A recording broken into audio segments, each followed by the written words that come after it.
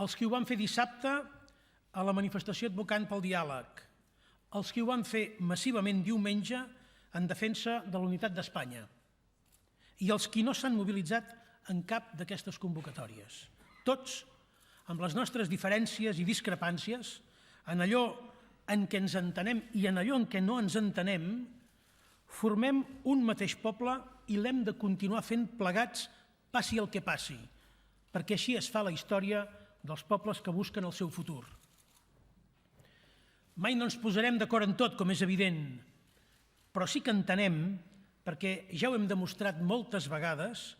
que la manera d'avançar no pot ser cap altra que la democràcia i la pau, que vol dir el respecte per al que pensa diferent i trobar com fer possible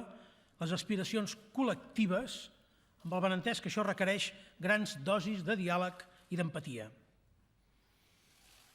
Com es poden imaginar, en aquestes darreres hores i dies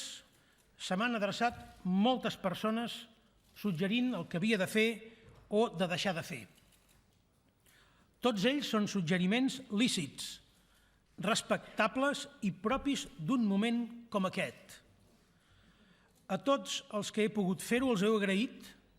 perquè en cadascun d'ells hi he reconegut raons fonamentades que val la pena d'escoltar.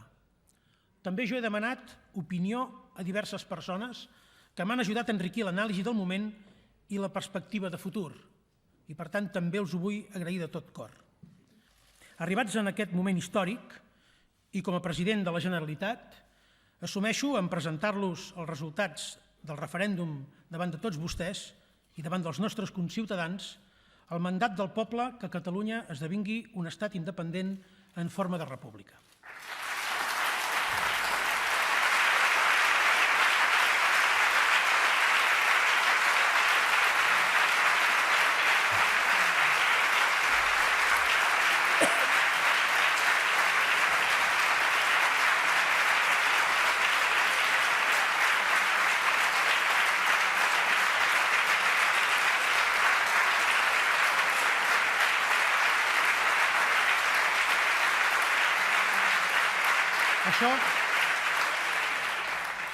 Això és el que avui fem amb tota solemnitat per responsabilitat i per respecte. I amb la mateixa solemnitat, el Govern i jo mateix proposem que el Parlament suspengui els efectes de la declaració d'independència per tal que en les properes setmanes emprenguem un diàleg sense el qual no és possible arribar a una solució acordada.